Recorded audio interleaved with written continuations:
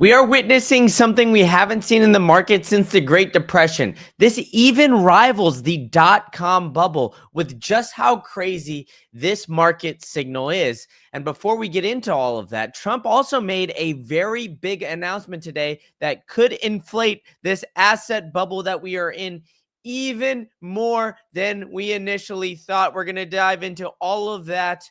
But first, let's dive into this market signal on how we are absolutely top heavy in this market. The top 10 largest U.S. stocks now reflect a record of 76% of the U.S. equity market. This is officially past the previous record set before the Great Depression in the 1930s. By comparison, the 2000 dot-com bubble peak, the top 10% was at 73%. So we're already 3% bigger than that. Meanwhile, the top 10 stocks in the S&P 500 now represent a record of 40% of the index market cap. We are witnessing history here, folks. And of course, we've known this, right? We've known that the Mag 7 has been holding up the stock market for quite some time. And it's interesting to just see and put in perspective how generational of a run this is. Apple, Google, Microsoft, Amazon, Meta, Tesla, Nvidia. 62% of the S&P 500 advance in May. I mean, at this point, why would you even hold the S&P 500 and not just hold the Mag 7? Because we are just in an extremely top-heavy market. So when Donald Trump is coming in and wanting to, cut interest rates and keep them at a very low rate, it is something that worries me drastically because I've been talking about it on this channel. And for those of you guys who keep coming back, 95% of you guys who watch this thing aren't hitting that subscribe button. So make sure you do. When I keep hearing these things, it has me very worried about where we are going, because what we saw in the Great Depression, or in the dot-com bubble, was assets shoot up like absolute crazy bonkers. We saw everything go nuts. And then all of a sudden, everything started to crash and burn. And that's where I'm afraid that we are starting to see the signs of this right now. We're seeing a very top-heavy market. We are seeing people start to come in and realize, hey, you know what? We're sitting on a little bit of a house of cards here. And on top of all of that, Donald Trump just named Stefan Marina, I don't know, to the new Fed governor, replacing Kluger. So I'm going to dive into what the media is saying, but let's hear what ChatGPT had to say and describe all of what this guy's policies is and the significance of it. So they say this move is a Trump foothold in the Fed, and it shields from political sway. They all think it's temporary and not long-term, as he's a seat warmer. His short-term limits his ability to enact lasting change or affect decisions like the search for the Fed chair. The policy alignment, Moran has been an advocate for Trump's economic priorities like tax cuts, tariffs, and low interest rates. And his nomination likely signals a push for looser monetary policy.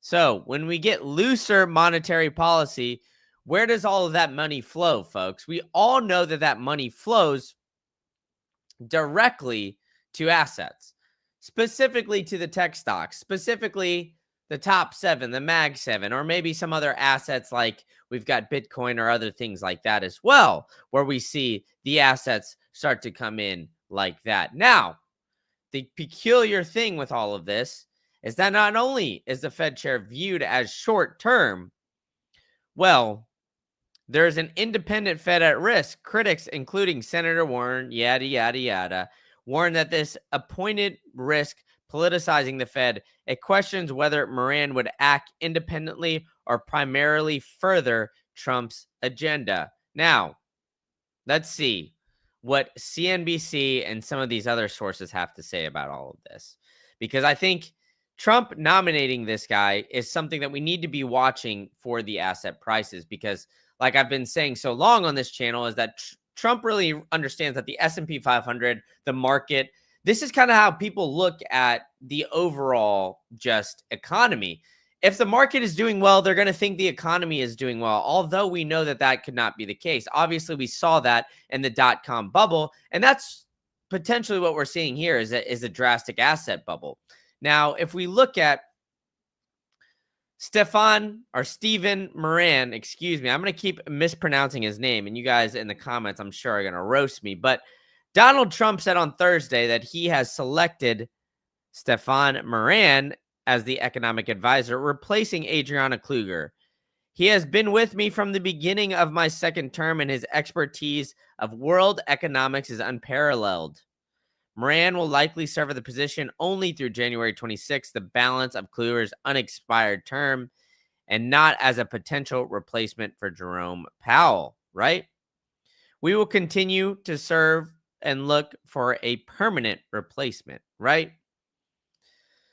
So the nominee will not fulfill the 14-year-long term, and Moran may just be in a caretaker role, right?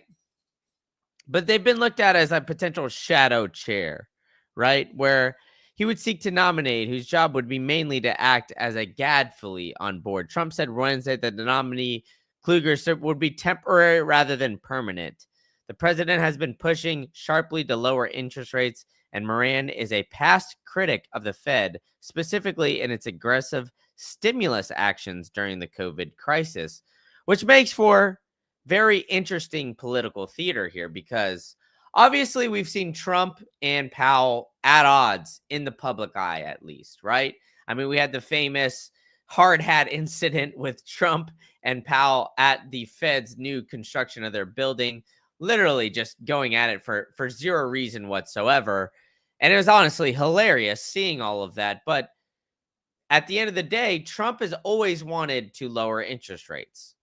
And Powell has been very anti with all of this, right? So nominating this top economic aide, well, you would think that Trump is only going to nominate somebody that he believes is going to, let's say, further along his policies. So he said Thursday that the seat would be vacated. Stephen has a PhD in economics from Harvard. He served with distinction in my first administration. He has been with me from the beginning of my second term, and his expertise is unparalleled. He will do an outstanding job. Right? So he's relentlessly, obviously, like I said, criticized Jerome Powell. So he's been a major defender of Trump's income tax cuts and tariff hikes, arguing that the combination will generate enough economic growth to reduce the budget deficits. He also played down the risk of Mr. Trump's tariff generating higher inflation, a major source of concern for Powell. So obviously, Trump wanted to get in a guy who agreed with him here. And I think the writing is on the wall. We know that Trump is going to be pushing for lower interest rates. And, you know, of course, we've been tracking the CME group's projections here, let's call it, on whether or not the Fed is going to cut interest rates. We're seeing it at 92.7%. I know it's 40 days away and it's still a long ways away, but this is more likely than not that the Fed is going to keep and maintain this movement, I guess, to cut interest rates. Goldman Sachs has come out and they said that they anticipate the Fed cutting interest rates 3 times this year. 3 times. That's a good amount to say the very least, right? We've got 3 months left. We have a meeting in September, and then I believe, maybe November, December. We don't have a meeting in October, if I remember correctly. So we've got, in the next 3 meetings, at least 25 basis cuts. So that's what Goldman Sachs, people who have been around the block a time or two, let's say. And it's interesting because we're seeing the Dixie fall, right? At 98, we are seeing this dollar not be very strong, right? There's some issues here. This is something that's worrisome. I think we should be watching inflation very closely because like I've said, you guys have heard me say this time and time again. I don't think that inflation is out under wraps. And that's why I'm worried about this asset bubble inflation. Because, if you look at the past 6 months, okay, we're only up 4%. But if you look at the lows, this 3 months that we've seen is literally a 30% increase in the S&P 500, which is historic. We don't see 3 to 4 month runs like we're seeing right now. Literally a generational run going on right now in the S&P 500. And then on top of that, it's always being carried by the Mag 7. Like the Mag 7 is just holding on to this market thing for dear life. And then on top of it, we see gold futures absolutely surging above 3,500 an ounce and it entered record high territory.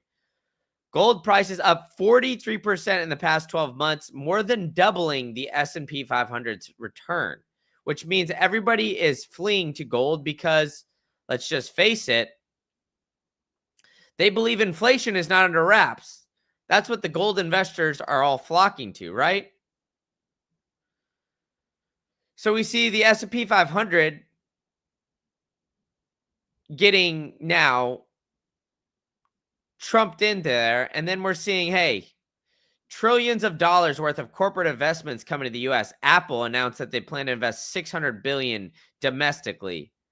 2,000 new jobs. Apple's plan in Texas and Michigan. Stargate. Some AI.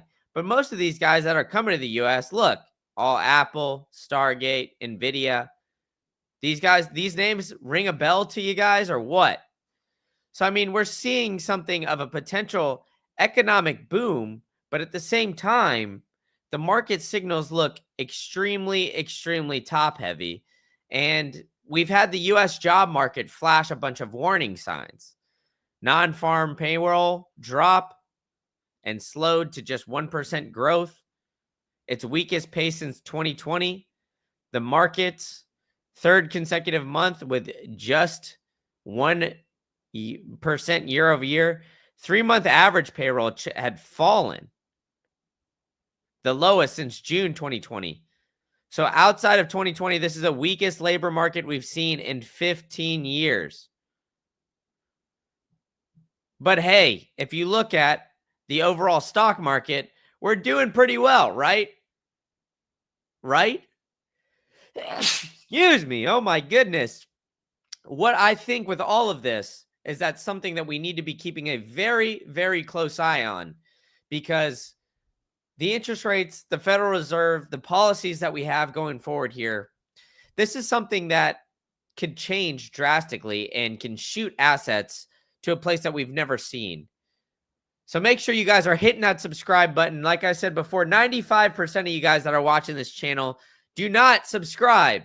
So help me get to that 1K, because if 95% of you guys, even if 50% of you guys subscribed, we would be well over that 1K.